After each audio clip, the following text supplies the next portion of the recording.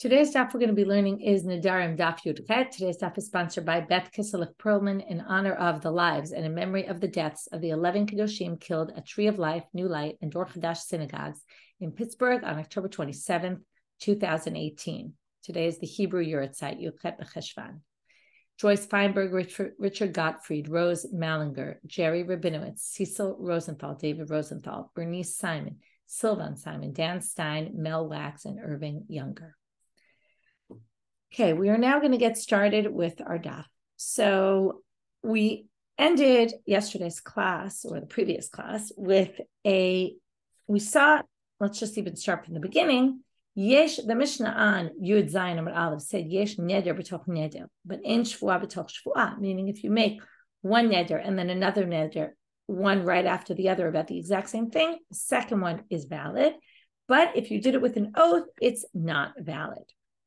Now, the Gemara said there was a machloket, and specifically we're going to talk about Rav Huna. Rav Huna said that's only if you say, for example, Hareini Nazir Hayom, Hareini Nazir Machal, Lemachal. I'm going to be a Nazir today, and I'm going to be a Nazir tomorrow. And then, since there's a bit of a place where they don't overlap, that's actually going to work. But if they 100% overlap, then it's going to be no different from an oath, and then it's not going to be valid. To which the Gemara had raised some questions. We ended with this question yesterday with the Meitiveh. Misha Nazal Shtei Nizirot, someone who took upon himself 2 Nizirot, or she did, Mana et harishona ve'ifrish korban v'nish'al aleha. And let's say the person counted the first 30 days and then separated an animal to bring the sacrifices as if they had finished, and then decided, you know what, I want to undo my neder. And they go to a chacham and they undo the neder, however they undo it. And then, or the nizirut, right? Nizirut is a type of neder, it's a type of vow. Al talo shniya b'rishona. So they basically undid the first, and then the second one kicks in and basically fills up all the days of the first. And now they're done, and they bring a korban on the second nizirut. Hechidami, what's the case? The Gemara asks. Ilema, I'm at the bottom of Yud Zayin Amabet. If you want to say Damar Hareini Nazir Hayom Hareini Nazir Lemachal, that he said, I'll be a Nazir today, and then he said, I'll be a Nazir starting tomorrow, then the two can't entirely start. Let's say he started on the 1st of the month, and then he finished his 30 days. But if he said, I'm going to start on the 1st and I'm starting on the 2nd, then when he undoes the first one, the second one only started on the 2nd, and he's actually not finished with his Nazirut. He needs another day. They need one more day. Elapshita damar, so it must be where, because this seems to say it completely filled in those days with the second one. And it wouldn't work if the second one started a day later, he'd still need one more day. So, pshita damar, hareini nazir hayom, hareini nazir hayom, the case must be where, switch to female now, she said, I'm going to be a Nazir today, I'm going to be a Nazir today. In which case, what do we see here? That one filled the place of the other. They're both there. And once I erase one, the other one comes in its place, but they're both still valid. And that goes against Tiyufta de Rav Huna. That's a difficulty for Rav Huna because it sounds like Nizirut Chal al Nizirut, even in a case of Hareini Nazir Hayom, Hareini Nazir Hayom. To which the Gemara is going to reject for 2 reasons. Lo la'olam Hareini Nazir Hayom, Hareini Nazir Lemachal. It really could be. You said I'll be a Nazir today and I'll be a Nazir tomorrow. What about that other day? Well, you misunderstood the Braita. My altalo. What does it mean? It filled in those days. It didn't mean exactly. It meant levar me'aliyom yetera. It meant it starts on the 2nd, right? So I did 30 days starting from the 1st of the month. Now I undid that vow.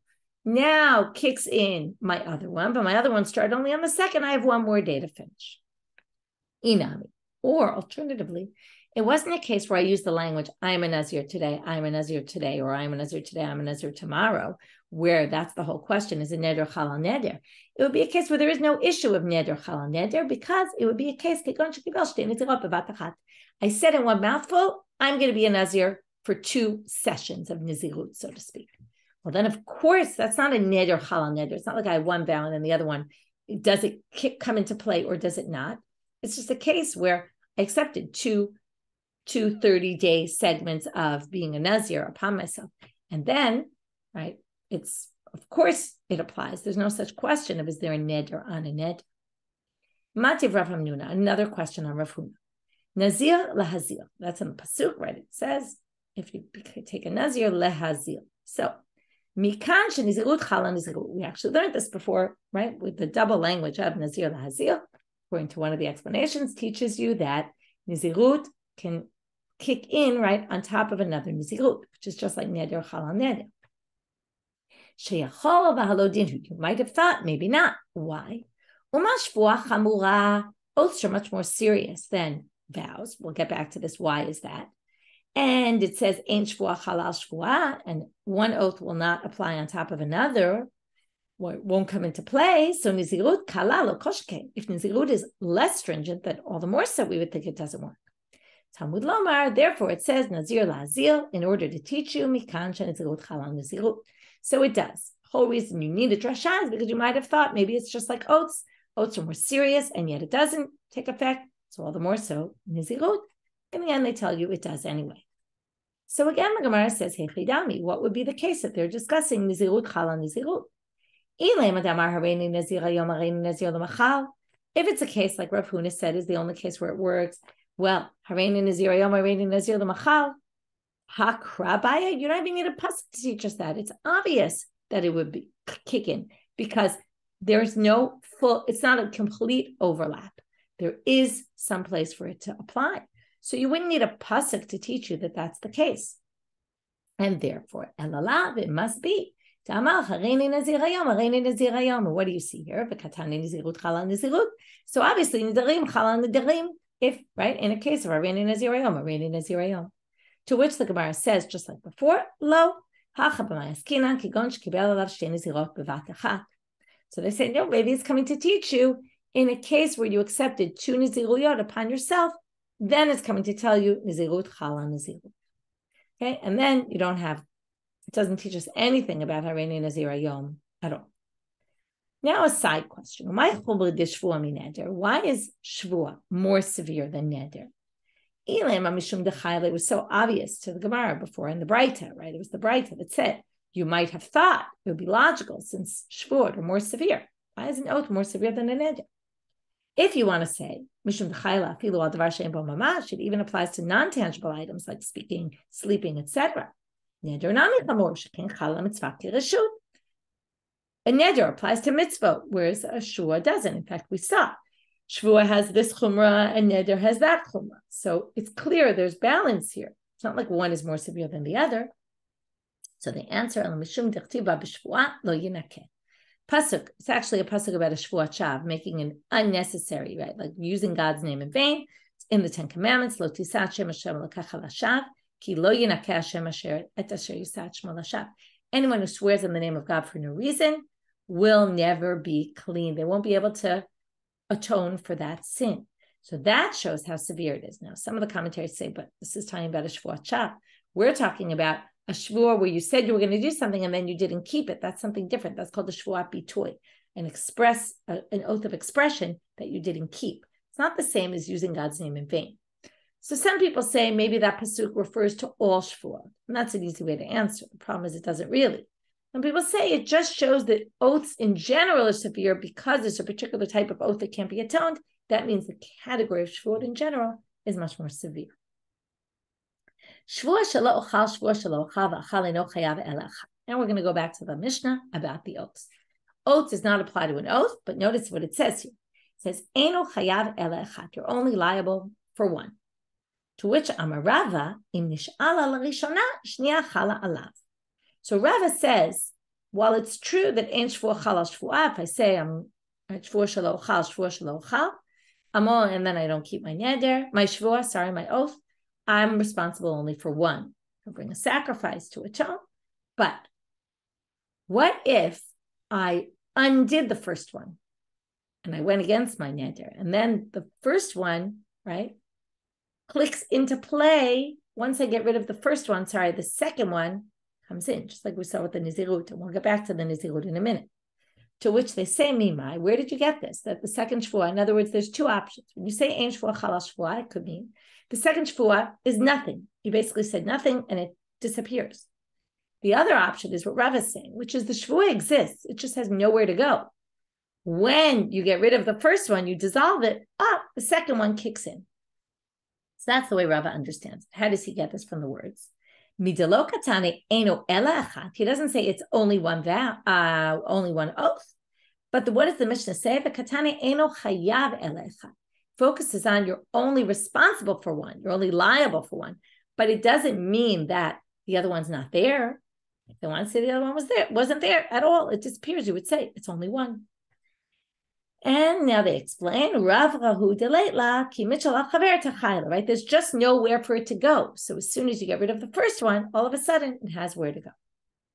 Lishana achrina, a different way of saying this whole same thing is the following. There were two versions of how the sugya came about. First, they derived from the Mishnah.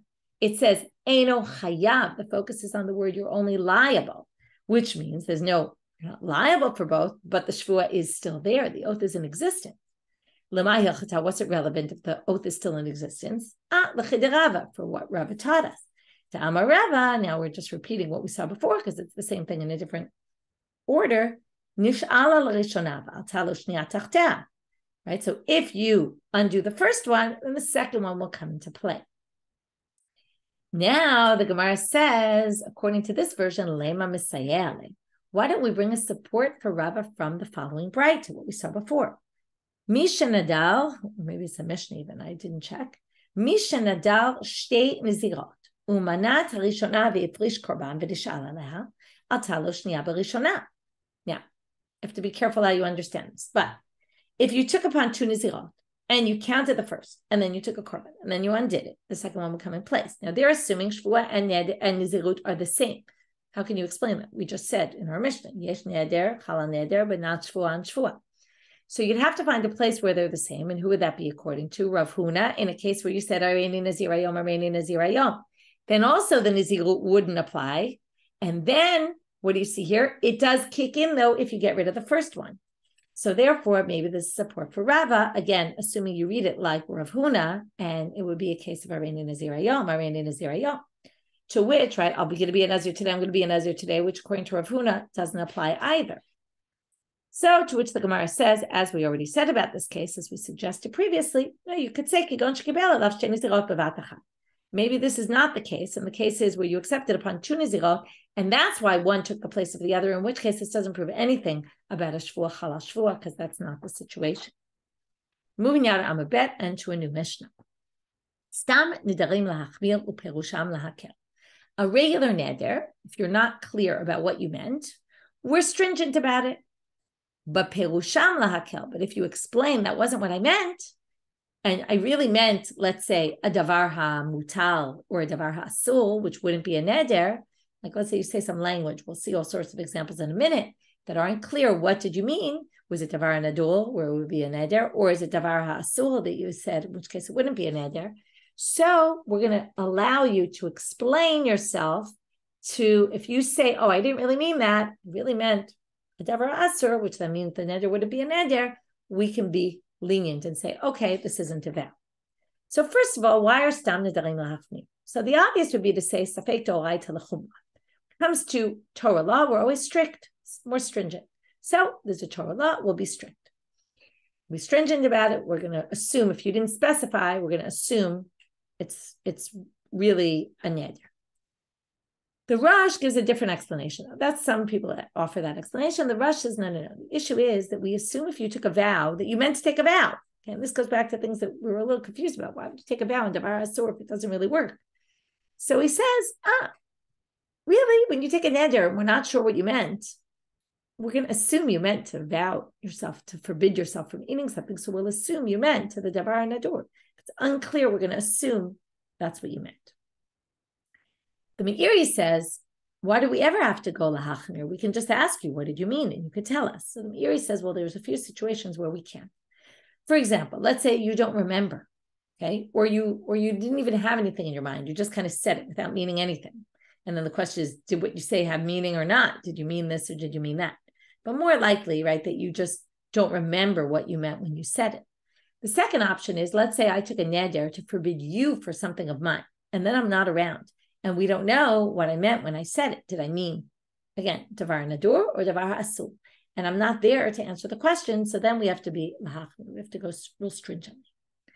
Ketzad. So now the Mishnah is going to describe a big slew of cases.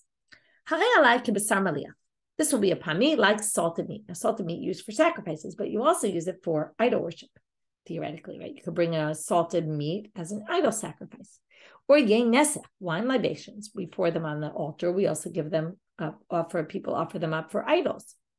So in b'shel shlamim nadal, or whether it's shlamim or korban or something like that, if it was meant for a sacrifice, then it's asul. It's forbidden. In b'shel avodat kachavim nadal, if it was for idol worship, it's mutal. It's permitted because that's davar asul, which isn't a neder, isn't a vow. Vim stam, and if you didn't specify either one, then we're going to go stringently and say asul. There's two types of cherem. One goes to the temple. It's like sanctifying something to the temple. So in kecherem shel shamayim, for the temple, asur. That's what we call a davar nadul. It's a vowed item. It was a regular item. I sanctified it. That makes it a vowed item. In kecherem shel kohanim, if it's like the cherem of the kohanim, which is something that I say it's cherem for the kohen, which means I give it to the kohen. Once I give it to the kohen, it actually becomes permitted. So because it ultimately becomes permitted, we're going to assume that when I say cherem shel kohanim, I actually mean in its permitted status. Okay, once I give it to the kohen can use it and I can use it as well. It's not like truma, which the kohen can't use at all. So that's permitted. Vim stam asul, but if I didn't specify, we're going to be stringent and it's asul. I say it's like the tithes. Now there's two different tithes. There's im k'maaser behema nadal.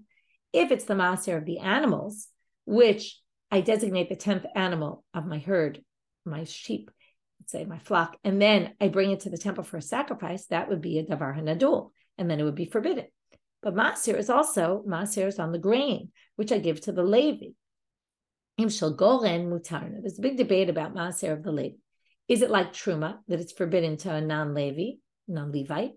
Or is it permitted? You have to give it to the Levite, but if I'm at his house, I can eat it.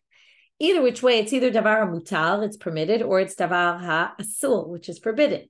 So either which way you look at it, it's not going to be a valid vow. V'im stam, but if I didn't specify which one I meant, then asul, then we're just going to rule stringently and forbidden. Harei alai kitruma. Now, truma, there's two different things. Im kitrumat halishka, as we saw before, if I mean all the shekels that were brought to the temple, the half shekels that are sitting in the lishka, and it's called trumat halishka nadal, then it'll be forbidden, because that's violent. That's things that are nadul.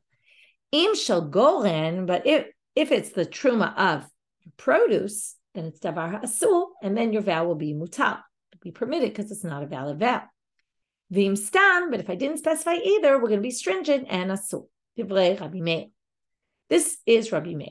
Rabbi Yehuda seems to disagree, although there's a debate exactly if he disagrees or he's just modifying Rabbi Meir.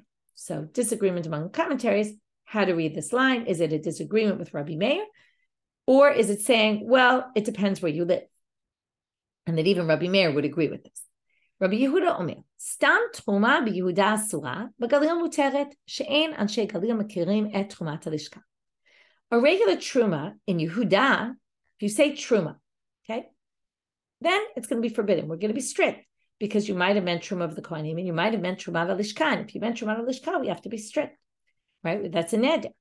But in the Galil muteret, because the Bnei Galil, they live far from the temple, and the truma halishka was in the temple. It's like the kuppah in the temple. They held all the machatzit shekel. So they don't really know truma halishka. It's not part of their jargon. And here we get back to what we've talked about before. It really depends on where you live and what you speak and what we assume. We can assume your speech based on where you live. So if you said it there, we can assume stam truma is not truma halishka, in which case we can permit it. Stam charamim. Now this next line doesn't say who said it. It sounds like it's a continuation of Rabbi Yehuda. The Gemara is going to raise a problem with that and say this really seems to contradict Rabbi Yehuda, and therefore they assume in the end it's somebody else. We'll get to that in tomorrow's daf. Stam charamim. Yehuda mutar. This also depends on where you live. In Yehuda, it's mutal because we can assume. Okay, in Yehuda, we can assume it's cherem to the temple.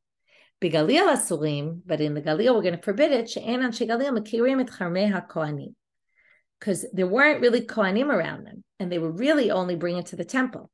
And they're sorry, what did I say before? Some charamim in Yehuda are mutarim. Sorry, my mistake. They're permitted because we assume it's cherem to the kohanim, and cherem to the kohanim is davar mutar, and then it's not a neder.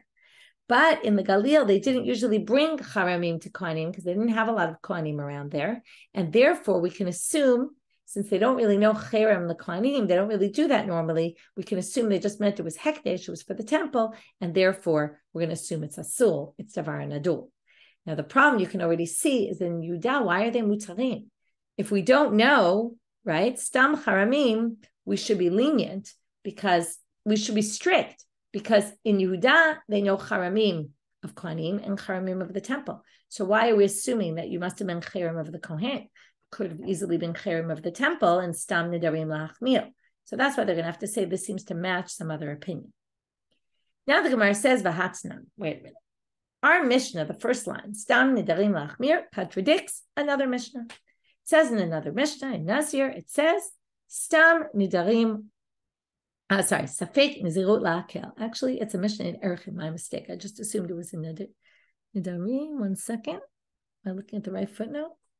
Wait a minute. Sorry, it's a Mishnah in Taharot.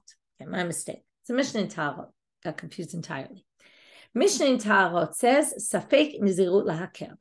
Okay, if you're not sure about someone's taking on nizirut, you're lenient about it. Rabbi Zera, so that goes against our Mishnah. Nizirut is a type of neder. We should be strict, stringent. So Rabbi Zera says, lo kasha, harab Eliezer, harabanan. It's a debate between Tanaim. Dear Tanya, as it says in the following Braita, makdish chayato ubemto. You sanctify your non-domesticated animals or all your domesticated animals. Now, it doesn't say or here. So there's a debate whether this Braita means either or. I'll read it like that, and then we'll go back and read it the other way. Hikdisha takoi. Koi is an animal, sort of maybe some from the buffalo family that we're not sure, is it domesticated or non-domesticated? So we don't know which category it's in. According to Tanakama, we're going to be strict, okay, and say it included the koi. Rabbi Eliezer Omer, lo hikdisha takoi. We're not going to say it includes the koi because we don't know. Safek, we're lenient. That's going to obviously match the Mishnah in Tahavot. Now, before I move on, I want to just read it the other way. Some people think it's literally chayato ubehemto. You say my chayat and my behemo. The problem is koi is maybe something different. Maybe it's not a chayar, it's not a behema at all. You have to say something like that, which some people comes up another sugyot about the koi. So usually brought as a classic case of a suffix that we don't know what category to put it in. Manda amar mamonoma ayalis feka gufenami. The one who says that your property, right? We raise a question about it. We're going to be strict. So if it's your property that you were sanctifying, then obviously gufo, when you said I'm going to be a nazir, obviously also we're going to have to be strict about it. And if one says we're not worried about putting your mammon into a suffix situation, right? Gufe all the more so we're going to assume if you made some unclear statement that we don't know whether it includes this koi or not, and we're not going to say it includes the koi, well, the more so if you're not sure you became a nazir or not, we're going to assume that you didn't really mean to add on extra isurim to yourself. And therefore, we're going to assume also that we're going to be lenient about it. So basically, whatever's true for the koi would be true as well for your body, which would be the nazir case, which would then explain that stam nedarim lahachmir in our Mishnah is Tanakama. In the koi case, that he says we're strict and we say that koi is sanctified. And stam safek nazirut lahakel, if we have a doubt about a nazir situation, we're going to be lenient. That's going to match Rabbi Eliezer's opinion about the koi, that the koi is not sanctified. So we're not going to say that's sanctified. You're obviously not going to think that your own body is going to become sanctified. And with that, we finished our daf for today, and we'll finish up this issue. We'll talk more about it on Sunday. Have a good Shabbat Shalom. Shavua Tov.